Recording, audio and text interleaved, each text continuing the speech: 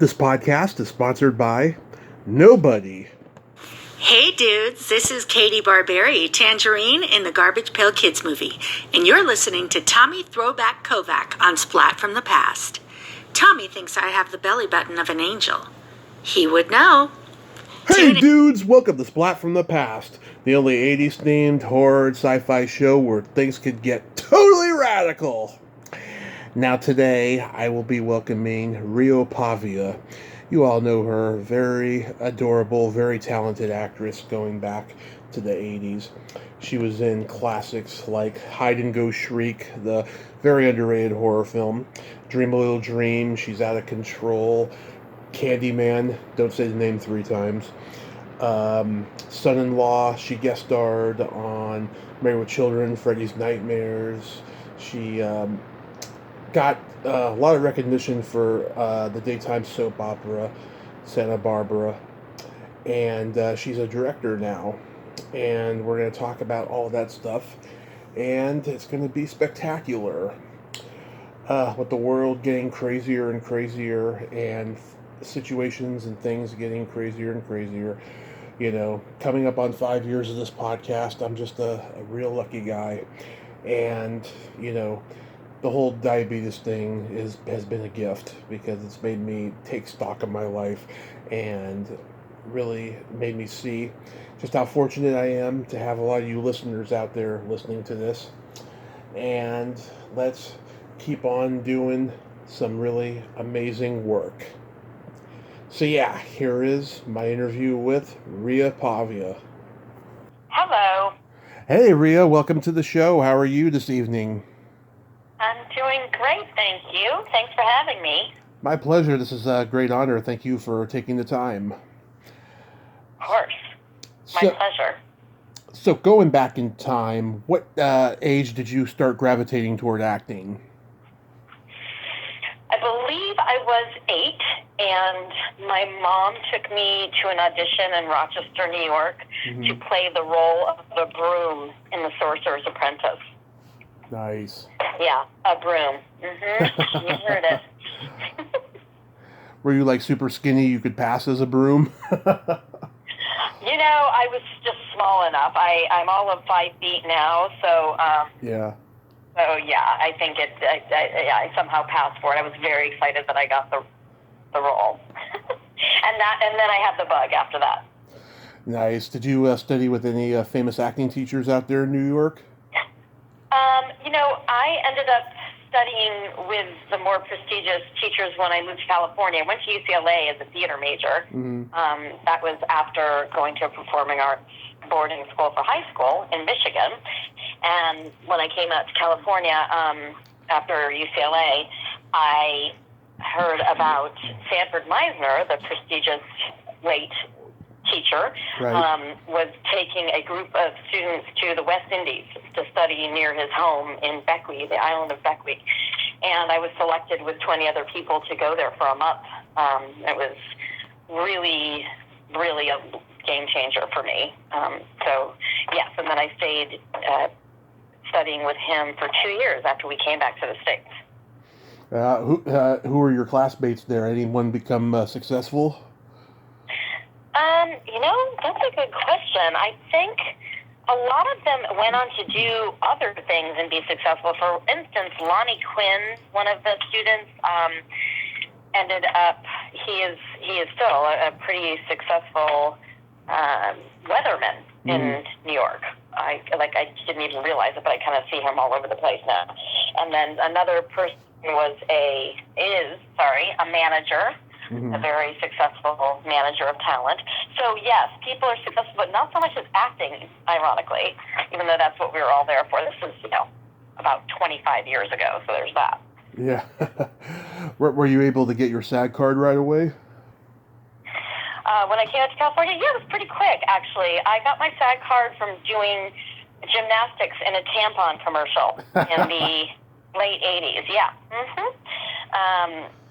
So yeah, it was pretty quick actually. That was my first job, and then my second job was a soap opera. It was Santa Barbara. No, that's a lie. It was Young and Restless. That was the first soap opera that I did. So yeah, those kind of came back to back, the tampons and soap opera. Gymnastics in a tampon commercial. Sure. Yeah. Yeah, do people send it to you because it's on YouTube or something now? No, but I would love to dig it up. So I know you're so good with, deep dives. If you happen to find my Tampax commercial from, I think it was probably 1988, I'm guessing. Yeah. Boy, would I love to see that. Yeah, because I did try to find it last night and I couldn't find any good keywords for it or nothing. But yeah, I mean, there's a lot of people who did commercials early in their career that's on YouTube, and they get it sent to them. They hadn't seen it in years. Like Jason Alexander did a McDonald's commercial for a product that didn't last, and people are always talking about that with him and stuff. So yeah, the power of commercials, and they paid very well back in those days. Right. So the first movie listed on your IMDb was Hide and Go Shriek. Yes, that was crazy. As you can imagine, it was a horror film, and we shot it. I feel like the location where we shot it was chosen because they were shutting this building down, and they figured, let's make a horror film as long as they're shutting the building down. It'll be cheap. And it was a fine script. I mean, it's kind of cheesy, but some horror films are like that. So it was, if I remember correctly, we got lost in this rundown building that in real life was about to be obliterated. Or what's the word when they're going to raise a building? Like they just demolished, I think is the word I was looking for. So that was something. That was one of my first films, if I remember correctly. Yeah, I like it. I like bad, low-budget horror movies from that time. Then you would love this. Yeah, I like it. How was working with Annette Sinclair? Oh, she's wonderful. I really love that woman. In fact, we are somewhat in touch through social media. You know how social media is lovely for that. Yeah. She found me not too long ago, and so we've been a bit in touch. And if I remember correctly, she was dating Bob Seger at the time. Huh. Does that sound right? That's interesting. It's possible that I made that up, but it sounds right. That's interesting. Yeah, I reached out to her a few years ago, and my message must have went to her spam folder. I'll try to get her at some point this year. Yes, that does happen. I think it's a small miracle you found me the way you found me, because I don't always check my messages from social media. So I know that a lot of people don't, but I'm glad that you found me. Yeah. Oh, there's people. I wrote to them 2 years ago, and they get back to me now, and I'm like, wow, that's crazy. Yeah. Yeah. Because someone will tell you, there's this place where messages go when you're not friends with them. It was also Sean Kanan's first movie. What was he like? Oh, he's great. He's a very funny guy. We became pretty close after that. We haven't seen him in forever, but we hung out for a while around that time, and he's a terrific actor and a good human. Yeah, I mean, he strikes me as the kind of roles that he's known for, playing these kind of tough alpha kind of guys, but I'm sure he's got a sensitive side as well. He does, absolutely. Were you satisfied with your death scene in the movie? Yes, I drowned in a sink. Yeah. I remember it was such a cool shot because the camera was underneath the sink, but they had a bowl, like a clear bowl, that I stuck my head in. Yeah. And then they drowned me. It was pretty. Honestly, it was a little bit creepy to shoot because it felt so real. Yeah. It's one of my biggest fears anyway, is drowning. So I didn't necessarily.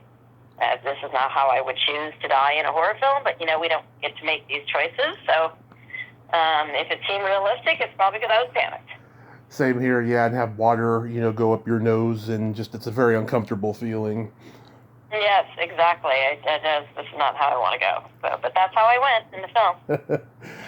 As a method actress. Method actress, yeah. You guest starred on an early Married with Children episode, and you're my second guest from that episode. Bo Dremon was on here a few years ago. Yes! He's such a good guy, too. Yeah, that was one of my most fun gigs. I coincidentally knew Christina Applegate anyway, so that was kind of fun for us to work together. Mm-hmm.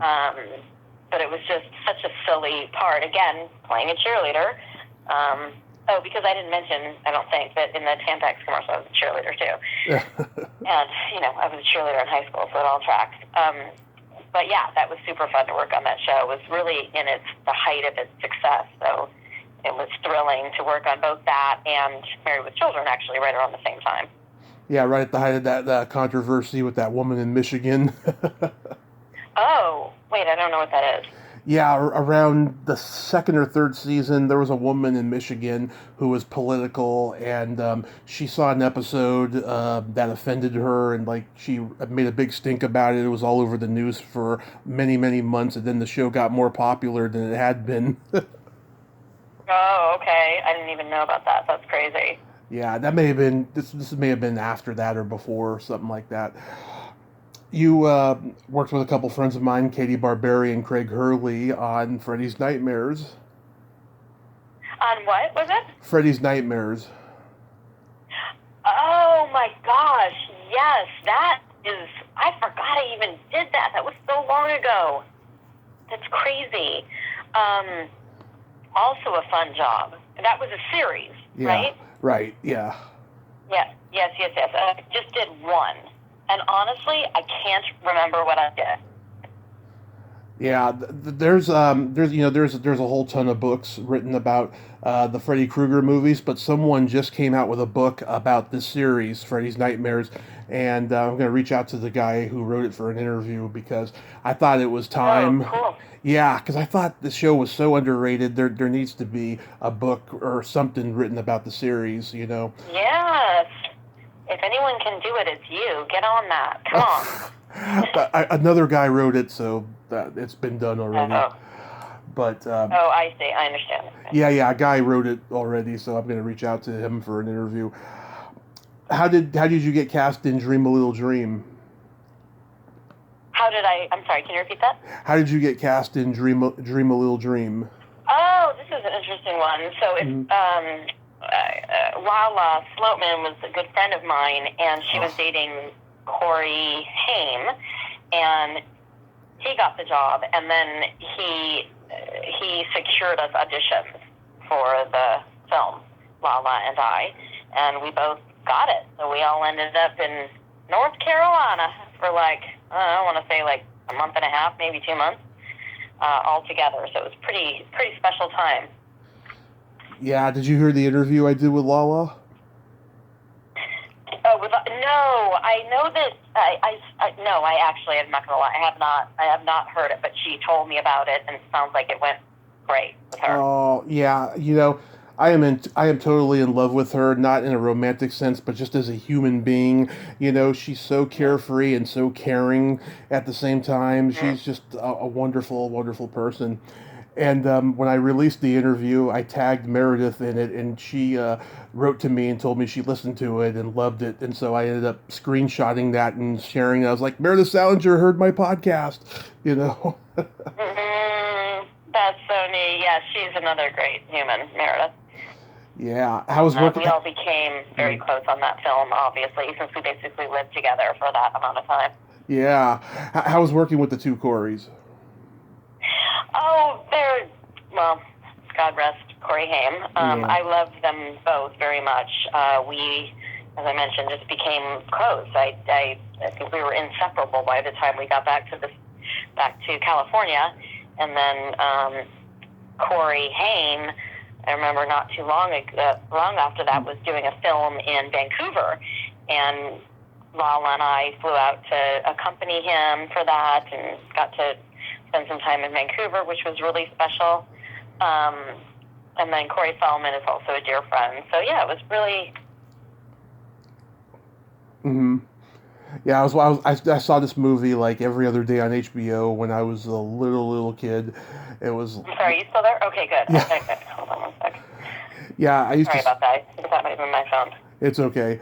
Yeah, I used to see this movie every other day on HBO when I was really, really little. It was always a staple, I think Lala told me she didn't really like the movie, but did you like it?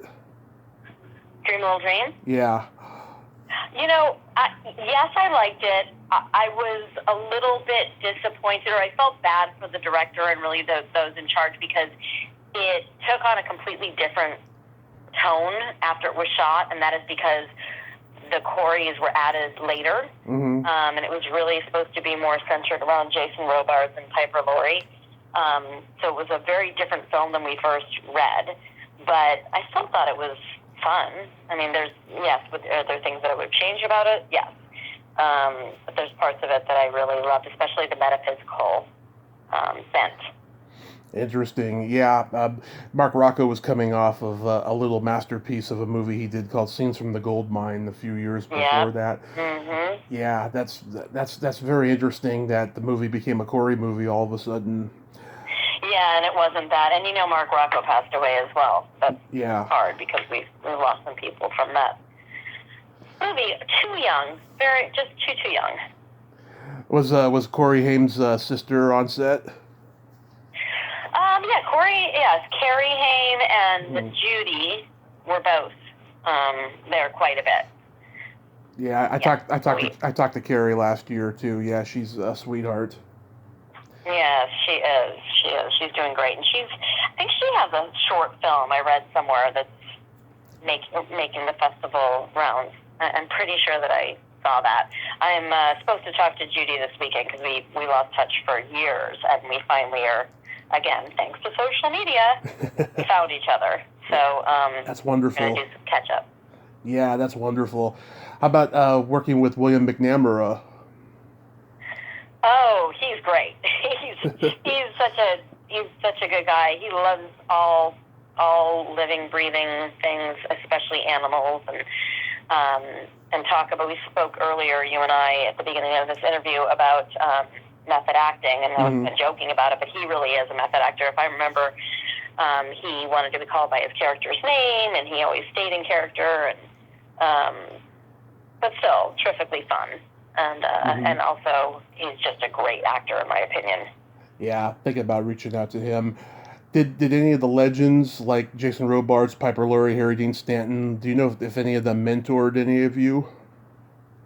I don't know about mentor, but I will say that Harry Dean Stanton hung out with us quite a bit. Which is funny because he's probably, 20 years older than us, right? Or more than that. He was like 40 years older.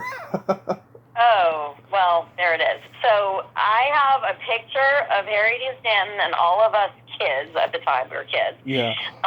And he's got like a bottle of whatever because we were all kind of partying and drinking together. And I'll never forget what he said to Lala at that evening. He said, "You're a light bulb. You're a 1,000 watt light bulb. That's what you are." I was like, "Oh, I'm going to use that."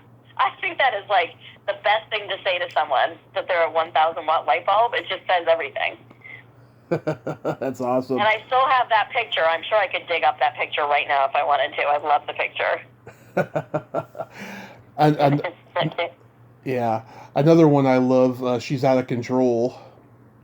Oh, that was fun. That was Amy Dolenz and Tony Danza. That was another fun one. We were on location for that too, but not nearly as long. I want to say Oxnard or something like that, but it was great because it was such a fun group of people, and I love being on location and staying in a hotel because you start to feel like, these people become your family for a short amount of time, and it can be sad too because then you have to go back to your life, and it was all just kind of like a dream, but it's fun for a beat, and that was a special project for sure.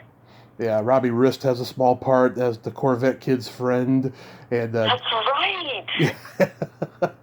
It was just perfect for him because he's all these years later, Robbie still has that surfer dude voice. He was Michelangelo in the Ninja Turtles.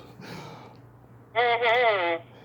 Yeah, Diana Barros, she had a small part in that too. I'm coordinating to interview her. I remember Wally Shawn. He's got that line. Kids, boys think about sex 649 times a day. Yeah, that sounds about right. Yeah. How did you get on the Tracy Ullman show? Well, I auditioned, just like the rest of everybody. I remember at my audition, that was weird English, by the way, the rest of everybody. I think you understand my point. I remember at that audition that I knew all of the people auditioning for the role. Like, we all are friends. I don't remember who they were, but I remember one of them was Mayim Bialik. She was also auditioning to play Tracy Ullman's daughter. And I was studying at the time with Margie Haber, who's a really great acting teacher, and I felt like I nailed the audition. I just felt great about it. Like, I had a very good feeling when I left there, like, oh, I think I'm going to get that role. And I was so grateful because I did. And then it was recurring. I got to play Isabella Rossellini's stepdaughter, and of course, Dan Castellaneta was my father, and it was just such an honor to work on that show. And she's an incredibly generous actress. That was probably one of my favorite gigs ever. Did you have any improv background? Because I know a lot of those actors came from improv and stuff. Yes, I did. I studied with the Groundlings for years, and then I also did improv classes at my performing arts boarding school, Interlochen Arts Academy. So for sure. Were you there with like Kathy Griffin and all of them? Yes, she was actually one of my teachers. Really? Wow. Yep. Mm-hmm. Yeah, Phil Lamar, Steve Hibbert, they were all there. They were all there at that time. Yep, yeah, exactly. That's awesome. So it's the 30th anniversary of Candyman. I'm sure you get recognized from this movie a lot. You know what is weird?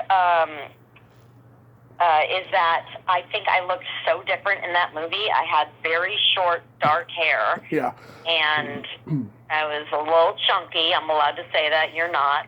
But I don't think I look like that. So I actually, I want to say once have been recognized from that movie. Recently, like in the last 15 years. Because even I look at that movie and I see what I look like and think, I don't even know who that is. Like, that's crazy. Yeah, but was that intentional, or that was just something of where you were at that point in time? It's just where I was at that point in time. No, it was not intentional. I don't think I was supposed to be like that. I just look at myself and think, I could have used a few workouts. Was Virginia Madsen good to work with? Yes, she was so great. I love her so much, and then also. Her best friend, one of her best friends is Rusty Schwimmer, who was in the movie too. Mm-hmm. And so Rusty and I really connected on that film, and we stayed in touch. We're still in touch, Rusty and I. Every time I go to a horror con, I never get to meet Tony Todd because his line is out the door. Oh, I bet. Yeah, I mean, he's the OG. He's a goat. Come on. Oh yeah, and yeah, he gets a long line there. Xander Berkeley, who's like one of the best bad guys, he's great in the movie too. Yes. Gosh, you're just bringing back so many good memories. I can't even tell you. Like, this is great. I'm just reliving. It's nice to be told that, because sometimes I get a certain energy from people where I seem like I'm bringing up too many bad memories for them. No, Not at all. Not at all. And it's just things that I honestly have forgotten. Like, you mentioned 2 projects that I've totally forgotten about until today, so I appreciate that. Oh, my pleasure. Have you seen the new Candyman? I have not. Should I? I haven't seen it yet, no. But you haven't yet either? Okay, we'll have to compare notes when we see it. I've heard mixed things about it, so that's why I had to ask. Yeah, I do have. I'm one of those people that have this thing about, like, why do we remake everything? Why can't we be original? But sometimes the remakes are really spot on, so it's hard to be that strict with it. Oh yeah. It's a case-by-case basis. Oh yeah, I liked the Stephen King's It remakes. I thought they were much better than the TV movie from 1990. Yes, actually, I agree with you on that one. I totally agree with you. Yeah, are you a big horror fan in general? I am, and I also love Stephen King. I actually was in, I don't know why I just thought of Kathy. Oh, because Kathy Bates was in a Stephen King movie, right? Wasn't she in? Misery. Something. Misery, right. Yeah. Of course. I did a short film with her, and I loved working with her because it was after Misery, and I remember thinking, oh my gosh, she's so creepy. She was amazing to work with in this film. Did you, like, totally geek out on her? Totally. Oh, I don't care. I have no Yeah, I have no emotion around that. I'll be an idiot if I need to be. Yeah. I'm sure to this day you get recognized for Santa Barbara. I do sometimes get recognized for Santa Barbara, yes. Yes. But then also I did How I Met Your Mother. Oh, yeah. The Britney Spears episode. And that's more what I look like now. Mm-hmm. I think that one is probably a little more, because it's so current, or more current, not that current, but that's more of the stuff that I get recognized for. Because again, some of these projects are like 30 years ago, 25, 30 years ago. Mm-hmm. So I think that when people see me now, they don't necessarily put it together, you know. Yeah, people tell me all the time soap operas are the hardest acting jobs because you got to memorize like 50 pages of dialogue a day, and if you stop, they fire you, you know. You know what? That is really true, and I don't hear that often, but I'm really glad to hear you say that, because mm-hmm. it's underrated. I mean, you shoot an hour show every day. Right. You know how crazy that is? Yeah. Like, you know, right now I'm a dialogue coach, acting coach on Grownish, which is a half-hour filmed, you know, an episodic show. And we have 5 days to shoot that. Mm-hmm. So think about that. And soap operas shoot an hour per day. And we all know they don't stop for bad acting. So you have to be really on top of your game. Yeah, God, you would think that they would come up with a new a new way of doing it, you know, because that was so, you know, old school, you know, because soap operas came from radio. Most people don't realize that. Mm-hmm. You know, the style of acting in soap operas came from the radio. You would think that they would come up with a new way of doing it, you know, but I guess they're in a comfort zone or something like that. I actually didn't know that. So that it comes from radio. Okay, that's cool. Yeah, a lot of soap operas, you know, came out in like 1940s, and then when television came in and it started to get popular in the 50s, that's when, you know, soap operas went to television. And then, oh, sorry. That's okay. And then you worked with Pauly Shore and Son-in-Law. That must have been hilarious. Yeah, I love that guy. It was hilarious. I worked with him on that, and then also I was a writer for a while for television, and I wrote for him on his show called Polly. Yeah. So I got to, yeah. Oh, I'm sorry, is that what you meant? Maybe I misunderstood. Son-in-Law. That's what you said, right. Yeah. Son-in-law, I got to act with him, which was cool. And that was interesting because my first on-screen kiss was with a female for that project, which is fine, just ironic, I guess, or funny. And then, like I said, I got to work with him on the other project as well. So it was really such an honor. You know, he's hysterical. He's freaking crazy in the best way. Yeah. Wow, I didn't know you wrote for Totally Polly. I used to watch that show all the time when I was a kid. I did. Yep. I was one of the staff writers on that show. Yeah, was that just a side gig you had? No, not at all. I was a writer for a while. I mean, that's a tough job to get. So I think, not that it can't be a side gig. I guess it could in theory. But no, that's what I was doing that solely for a bit. Is that what segued into being a casting associate and directing? Sort of. The way that went down is, let's see. Okay, so the Polly thing. Okay, I think the way it went down was I was part of a theater group that were going to be doing some one-act plays, and I was asked to help cast them, and I ended up really enjoying casting. So I ended up, like I said, staying in it for a while, and then actually ended up getting cast. I would kind of cast myself, I guess, opposite Mark Ruffalo in a play called Betrayed by Everyone, which was a pretty fantastic career, I don't know, milestone, I guess, for me, getting to act with him. And it was just a 2-character play, so that was like crazy amazing. Yeah. So do you like teaching acting as much as you do with directing? Oh, yeah, I'm sorry, you did ask me about directing as well. Do I like teaching? Yes, I would say I like them pretty much equally, actually. And the great thing about directing, too, is that you're teaching acting, but you get to work very closely with the actors. So I feel like directing is the best of both worlds, where I also get to be sort of the boss or the visionary for a project. So I think directing speaks to me even more because, as I said, it's the best of both worlds. But even when I am, quote, just working with the actors like I do on various television shows, it's one of my happiest places to be, honestly. It's just working one-on-one with actors and setting them up for success. It's something that I sort of stumbled into, but I couldn't be happier about it. That's awesome that you're doing something that you love. Do you still take acting gigs here and there?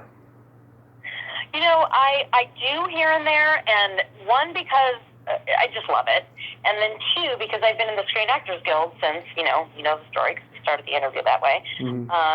So I have my health insurance and my kids' health insurance through the guild, and you have to work a certain amount of hours or make a certain amount of money per year in order to maintain your health insurance. So I make sure to bop in here and there, so to maintain that for my 3 children and myself. Do you have any upcoming projects or anything you'd like to mention? Yes, actually, my short film Second Team that I directed that really ran the festival circuit for about a year is going to Cannes next month. So I'm extremely excited about that. I will be at the festival with my film in about 6 weeks from now. It is headlining at the LGBTQ Festival, the Emerging Filmmakers Program, American Pavilion at Cannes, potato. So I'm very pumped about that, and then we plan to make that into a series as well. So we're currently working on developing my short film 2 series. So that's the project that is closest to my heart right now. That's wonderful. And how's the how's the COVID situation been for you overall? Well, I should knock on wood. I just did. That was my floor. It's been manageable. There's crazy stringent precautions that take place on set. We get tested 3 times a week and wear masks. We were wearing shields last year, but we were finally able to let the shields down this year. All 3 of my kids had COVID, but it was not severe. So I'm very, very grateful for that. Yeah. None of them got it in a severe way. Just kind of, one of them lost her sense of taste and smell, so that was a bummer. But it came back. They all bounced back. So we have been very lucky. I know that not everyone has been so lucky. But I'm grateful that, and again, knocking on wood, it's been okay. That's good. Yeah, thank you for asking. My pleasure. Well, Ria, I want to thank you so much for coming on tonight, and I have to say, you have the same voice and same energy you did back in the 80s. It's so adorable, and... Oh, thank you. Of course. Thank you so much. Yes, I've really enjoyed it, and I hope your project comes to fruition in the way you'd like it to, and that you have a great night over there, and be safe. Thank you. It was so great to meet you virtually anyway. Yes. Okay, take care. Have a good night. You too. Bye-bye. Bye-bye. Well, there you have it. Ria Pavia. Ain't she a sweetheart? Oh, she's so cool, isn't she? Yeah, she's just like she was in the 80s. It's like, she's got, boundless energy and youthfulness. She is awesome. Well, until next time, this is Tommy Throwback Kovac saying there's no shame in living in the past because the present sucks. Later, dudes.